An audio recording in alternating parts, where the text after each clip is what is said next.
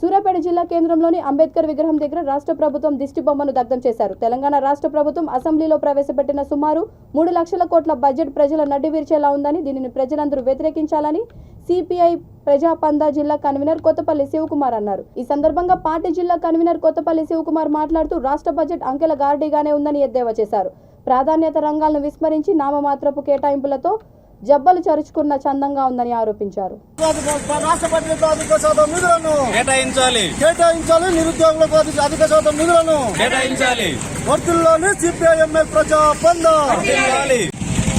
నిన్న మన తెలంగాణ రాష్ట్ర ఆర్థిక మంత్రి తన్నీరు హరీష్ రావు రాష్ట్ర బడ్జెట్ని సుమారు 3 లక్షల కోట్లతోటి ప్రవేశపెట్టాడు.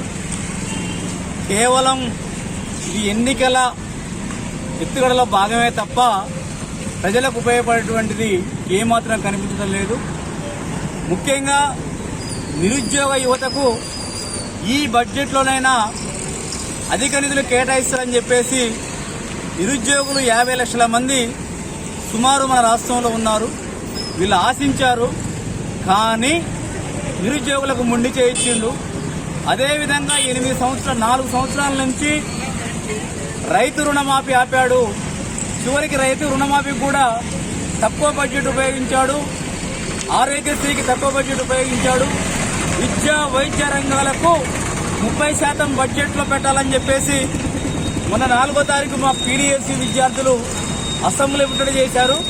అయినా కూడా విద్యా వైద్య రంగాన్ని నిర్లక్ష్యం చేసి ఈరోజు వాటికి కూడా మొండి చేసి చూపాడు. ఈ బడ్జెట్ని సిపిఐఎంఎల్ ప్రజాపందా పూర్తిగా వ్యతిరేకిస్తుంది. ఎందుకంటే ప్రజలకు నిరుపయోగమే తప్ప దీనివల్ల ప్రజలకు ఎలాంటి ఉపయోగం అని చెప్పేసి మేము స్పష్టం చేస్తా ఉన్నాము.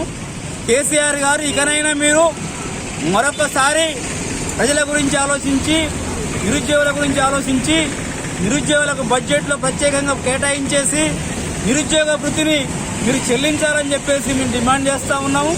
ఇప్పటికే యువత ఉద్యోగాలు లేక పెళ్లిళ్ళు కాక పిల్లనేయడానికి కూడా వెనకడిగేసినటువంటి రోజులు.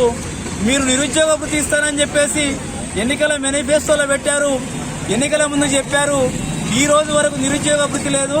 అనేక మంది యువతకు వయసు దాటిపోయి ఉద్యోగం చేసే పరిస్థితులు కూడా లేవు. కాబట్టి డిగ్రీ దాటినటువంటి ప్రతి విద్యార్థికి నిరుద్యోగ వృత్తి కల్పించాలని చెప్పేసి మేము డిమాండ్ చేస్తా ఉన్నాము. ఒకవేళ నిరుద్యోగ వృత్తి కనుక మీరు కల్పించకపోతే మా పార్టీ ఆధ్వర్యంలో భారీ ఎత్తున పోరాటాలు చేస్తామని చెప్పేసి మేము తెలియజేస్తా ఉన్నాం. Thank you.